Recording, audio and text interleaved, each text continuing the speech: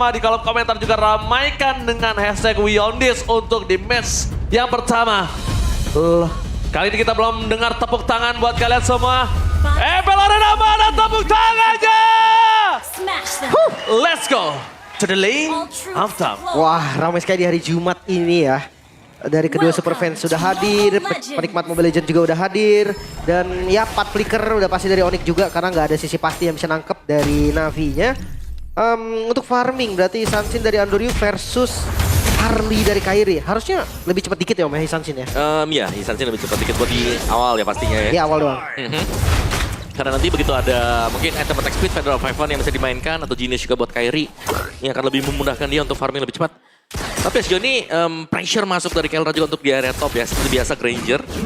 Gue suka banget pressure yang diberikan Kelra tapi di arah bottom lane. Wow. Ini ada dua perbandingan yang berbeda. Onyx kalah pressure untuk di XP lane. Sedangkan Navi kalah pressure di arah gold lane. Potensial untuk bisa mendapatkan satu first blood ini berarti ada di tangan dari Navi. Oke. Navi bisa terkena first blood karena kalau Kairi sudah berada di level 4. CV dia pakai modify first blood. Itu dia. Satu kombinasi first blood didapatkan oleh Onyx. Baru gue bilang ada sedikit potensial. Kenapa? Karena kalau Lutfi itu masih punya flicker Lim. Iya. Dan Lutfi juga di under turret kan. Rotasinya Kairi tadi nyebrang memang. Dia langsung ngambil ke jungle yang dimiliki sama Navi. Makanya ada setup yang bagus. Alright. Melihat potensi seperti ini langsung ada Andoryu. Di masa ada flicker. Prediction dapatkan Kelra still survive di atas top lane Andoryu. Almost. It's never enough. Ya. Seenggaknya dari minionnya menang Om. Ya tipis sebenarnya tadi juga ya. Tapi ya sebuah Mountain Shocker yang sudah terbuang juga. Dan bahkan Retribution tadi dipakai loh dengan Andoryu. Ini demi mendapatkan point kill ya. Tapi memang sebuah penguasaan dari minimap juga dari Kelra ternyata menyadari kalau ada yang coba untuk ganking dia tadi ketika Mountain Shocker dibuka. Ya, tahu. Memang sih udah tahu. Ya, tapi pasti. kaget juga predik itu tadi. Kapalnya ke belakang kan. Tapi prediknya pas banget Andoryu. Pas banget. Dan itu sangat menguntungkan sekali. Membuat Onyx kehilangan satu flicker. Cuma kalau ngomongin menuju ke arah turtle yang pertama kayaknya agak cukup berat untuk bisa mendapatkan take over turtle terhadap Kairi yang lebih sustain terlebih dahulu. Apro berada di level 3, Deadly Magic kalau masuk ini dia nggak bisa hindari dengan Avatar of Guardian. Dan Real World Manipulation dari Suns mencoba memutus jalan ke arah belakang. Uki menjadi target utama. Hilang tertik oleh seorang Kairi. Nampaknya Andoryu target kehilangan satu orange buff. Ini berbahaya sekali walaupun itu dengan adanya Luffy. G-Boy mundur ke arah belakang. No Tsunami Slam for this time. Tapi 2 point kill dekat. The mission from Navi. Berhasil mendapatkan 1 point kill. Masih mencoba untuk bertahan. Mau lebih Kairi yang banget sakaratul maut. Dan Kans bahkan tidak tertake down sama sekali. Diselamatkan oleh Apro, the machine from Navi. Itu dia agresivitas dari XP-Lane bahkan dia remit. Apro mau tidak mau harus take down. Terlalu jauh, no revitalize untuk kali ini Lim. Tapi the best thing dibanding dia harus kehilangan cards. Ya, oke lah. Masih kerasa lah tadi backupnya ya. Dan sama-sama buang flicker Om. Ya. Penyelamatan yang bagus tadi ya dari Afro juga dengan revitalize yang juga cukup membantu. Tapi untuk kita melihat bagaimana dari Onyx-nya nih, mereka menang point kill dengan jumlah gold yang cukup banyak loh. Kayak di bagian atasnya banyak freeze lane yang dilakukan dengan Onyx itu sangat berjalan dengan maksimal sekali. Kalau kita lihat tadi dari rotasi mereka ketika mendapatkan turtle juga. Dan bahkan Kans memang cukup strong. G-Boy, Slam, all in. Gak ada lagi jawaban untuk Apro bisa menyelamatkan dirinya. Avatar Guardian gak bakal sempat untuk bisa keluar. Ya, dan ini menjadi sebuah lampu kuning ya untuk Navi itu sendiri karena Tsunami Slam angkat siapapun sekarang yang tebel nih. Yang paling tebel pun tadi tumbang. Siapapun. Apalagi kalau yang biasa. Itemnya udah langsung fokus ke penetration. Makanya memang harus langsung di backup berarti jawabannya. Iya. Karena kalau ke pick off aja udah selesai pasti. Sekeras apapun ya. Contoh tadi Apro. Mungkin ada revitalize jadi bertahan sedikit aja. Tapi kalau tumbang kayaknya tetap tumbang deh. Iya. Sedetik 2 detik lah Lim. Itu dia. Kelra Skypierce. Ya, jangan lupa pertama nih. loh. Kelra bakal join karena udah punya Skypierce ya. Oke, tapi nampaknya di sini Deadly Magic dan juga damage yang diberikan oleh sosok Kelra masih belum mampu. Kairi juga nggak mau all in karena target mereka menuju ke arah turtle. Lebih menguntungkan untuk Lutfi, menguntungkan juga untuk Kelra. Pastinya bukan semua tentang point kill di sini Lim. Marvel ya. Coba di-invade. Tapi sayang sekali invite yang dilakukan oleh Navi itu bisa ditanggulangi sama Onyx. Kenapa? Wah, Karena gantian. Kairi nggak menggunakan retribution. Reward manipulation mencoba untuk mengcover dan bahkan mereka kehilangan Apro dengan 1 Tsunami Slam. Deadly Magic. Mau kita bicara tentang rugi? Navi rugi bandar. Itu dia ini temponya hilang banget Om. Sangat ya, karena ya sekali lagi siapa yang diangkat dengan Tsunami Slam itu bakal langsung tumbang. Oke, kali ini hanya saya dengan Realize. 2 suara. Yes, 2 suara for Navi. Karena jujur pengen melihat gimana Why Not bisa mengatasi Kelra. Ini Coach Aldo gimana Coach Aldo? Lebih objektif. Coach Aldo, gimana Coach Aldo? Dia pernah di dua-duanya berarti kan. Iya. Oke, tapi back to the game 5 menit berjalan ya. Sekarang jungle-jungle biasanya udah ngisi laning nih.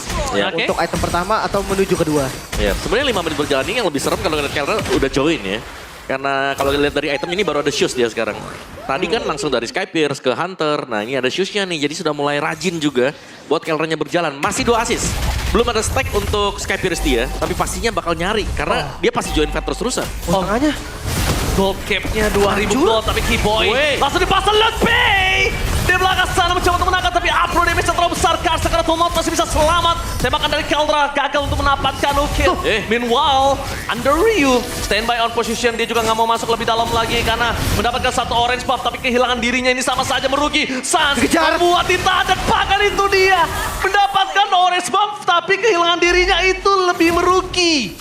Wih, ini 5.000 gold loh hampir di 6 menit om. Yap, tiba-tiba langsung tersalib. Cukup jauh ya dengan kemenangan yang didapatkan yang sangat sempurna untuk Onyx tadi. Mereka dapetin objektif mid turret juga bagian outer.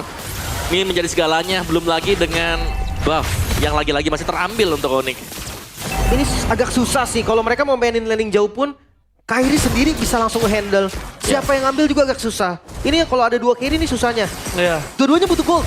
Dan di kondisi under mereka harus pilih siapa duluan yang jadi. Jujur gue lebih khawatir kalau Kairi nggak ada di map. Karena kalau Kairi nggak ada di map, dengan adanya outer turret dari 3 lane yang udah nggak ada, menurut gue dia di purple buff sekalipun, di push itu dia bisa. Ya, dia bisa trapping di mana aja kan. Di mana aja. Itu yang agak susah dipredik. Bahkan sekarang lihat turtle di setup duluan. Dan mereka cukup tenang. Navi, mereka nggak punya banyak nih jawaban untuk Onyx sekarang. Ya, menurutku Navi ini mereka lagi cukup takut juga ya untuk keluar ya. Karena siapapun ya, sekali lagi nih, kelihatan Keyboy di depan jadi trouble. Si Kairi gak kelihatan, masalah juga gitu loh. Ya betul, setuju banget. Dan Om Awa, kalau gue lebih lihat di sini, Afro nggak boleh buka.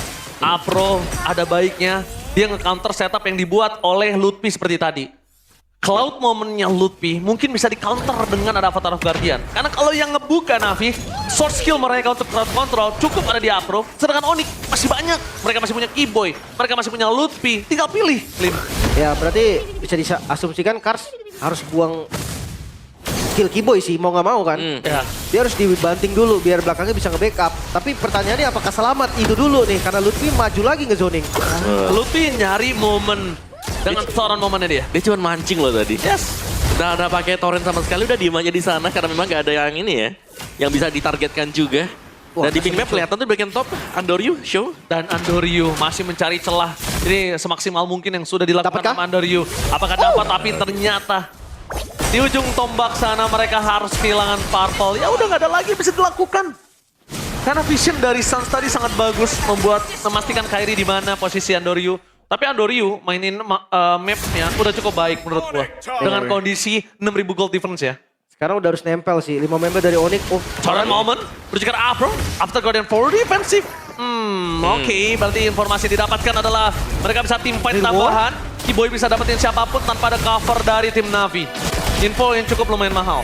di luar itu juga kebuka om. Ya, ini benar-benar cuma dipancing ya buat tim Navinya keluarin semua skillnya mereka sembari menunggu nih untuk Lord yang akan spawn juga. Dan Andoryu masih berusaha untuk mencari keuntungan ya. Iya, bagus banget ya. Iya, ada celah lah buat bisa farming. Bagus banget, tapi posisi dari Andoryu kali ini terdeteksi dengan adanya 1 bulir jeruk. Langsung Andoryu mencoba untuk mundur ke arah belakang. Menanggulangi sosok dari Lutfi, one by one situation yang gagal. Dan flicker dari Lutfi mencoba mendapatkan point kill dari Keyboy.